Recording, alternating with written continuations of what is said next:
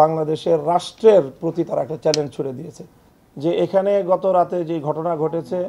এটাকে আমরা লক্ষ্য করেছি যে অনেকেই এটাকে দুই পক্ষের সংঘর্ষ বলে অভিহিত করেছেন,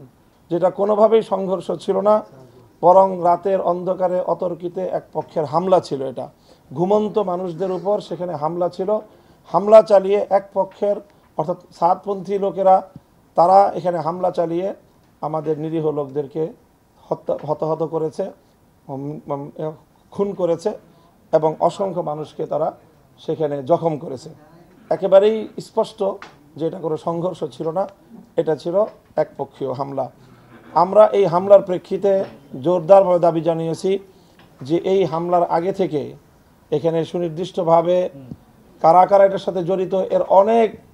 প্রমাণ ইতিমধ্যে জনসম্মুখে চলে এসেছে, যে কারা সেখানে ওখানে গেট ভেঙ্গে, বাউন্ডারি ভেঙ্গে, সীমানা প্রাচীর ভেঙ্গে কারা ঢুকতেছে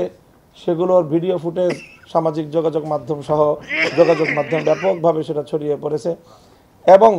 আইন শৃঙ্খলা রক্ষাকারী বাহিনীর দৃষ্টিতেও সেগুলো রয়েছে। কাজেই সেক্ষেত্রে আমাদের জোরালো সর্বপ্রথম দাবি রয়েছে, সেটা হলো যে এই সকল হত্যাকাণ্ডের সঙ্গে জড়িত সকল ব্যক্তিবর্গকে গ্রেফতার করতে হবে এবং সেটা অনতিবিলম্বে আজকের মধ্যেই সেই গ্রেফতারের ঘটনা আমরা যেন দেখতে পাই, সেটার জন্য আমরা জোর দাবি জানিয়েছি এবং আমাদের সাথে আইন শৃঙ্খলা রক্ষাকারী বাহিনী সহ মাননীয় স্বরাষ্ট্র উপদেষ্টা তিনি আমাদেরকে আশ্বস্ত করেছেন যে আইনানুগ ব্যবস্থা গ্রহণ করতে ওনারা কোনোভাবেই কাল বিলম্ব করবেন না এবং কোনো অপরাধী ছাড় পাবে না। ইজতেমার মাঠে যেহেতু